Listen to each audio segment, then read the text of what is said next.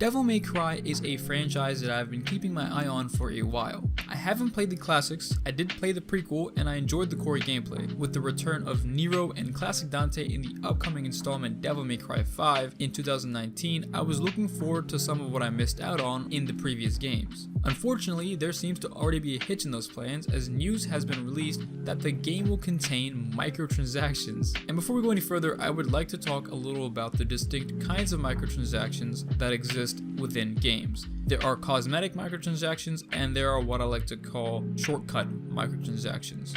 An example of cosmetic microtransactions are loot boxes from Blizzard's Overwatch. These skins don't add anything to the game besides a flashy exterior to maybe make your character a little more personal or different. They don't buff your character. A player with a base skin who has spent no additional money on the game is equal to someone who has gone out of their way to buy loot boxes. In conclusion, no matter how much it seems so sometimes, skins do not equal wins. I know, it's a sad day. On the other hand, you have shortcut microtransactions, as the ones displayed in Battlefront 2, where buying loot boxes gave you increased weapon damages and buffs and quicker access to some of your favorite characters. Shortcut microtransactions for the most part are seen as unfair. Devil May Cry / Capcom has decided to put these shortcuts into a single player game, which makes no sense.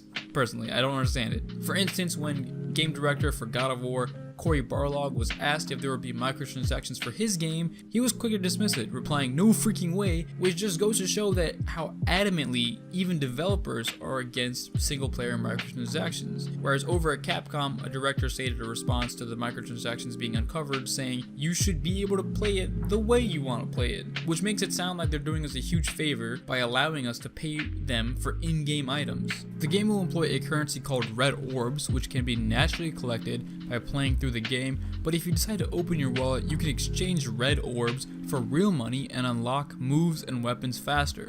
There will also probably be leaderboards present in this game, which means that those that decide to shell out hard-earned dollars will more than likely hold higher positions on those leaderboards, if you really care about that. And normally when I see someone who solves their problems by throwing money at it, I tend to leave it alone. But during such turbulent times, especially pertaining to content monetization, I felt like it was important to say this. If we as a community allow this to happen, it will start to seep into other parts of the industry. EA has already received so much flack over this. I have no clue why other companies look at how horrible EA's image is and follow them instead of looking at how well received games such as God of War and Spiderman are making so much more profit in initial sales than they would ever have if microtransactions were involved. And I understand video games do have to worry about making money. This isn't some wannabe IP, this is Devil May Cry made by Capcom. It just seems like to me that they are attempting to squeeze every last dollar out of this as possible, which is a little disrespectful to a person who just shelled out $60 to gain access to your game. I also understand that since it's a single player game, other players online won't be affected directly. However, game developers will always consider buying game currency as a method of story progression and won't balance the game as fairly as it would be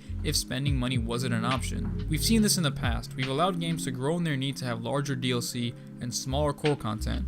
We've also allowed the popularity of loot boxes to rise ever since CSGO found it profitable. This change didn't just happen one day, it seeped into the game slowly but surely. If we want to cure the industry of such practices, we have to be voiceful about removing such features before they become bait into every game we want to play. And I really am torn on this. Devil May Cry looks gorgeous and I would love to play it just without all the need to sell me something that I shouldn't have to buy because I've already dropped $60 on the game. Capcom should remove the microtransaction feature and focus on giving us a balanced single player game. That is the only way to appease both the wallets of Capcom and us, the hungry audience. Thank you guys for watching this video. If you guys like this video, make sure to leave a like. And if you guys want to see more content like this, please hit subscribe. And please be sure to tune in next time. Peace.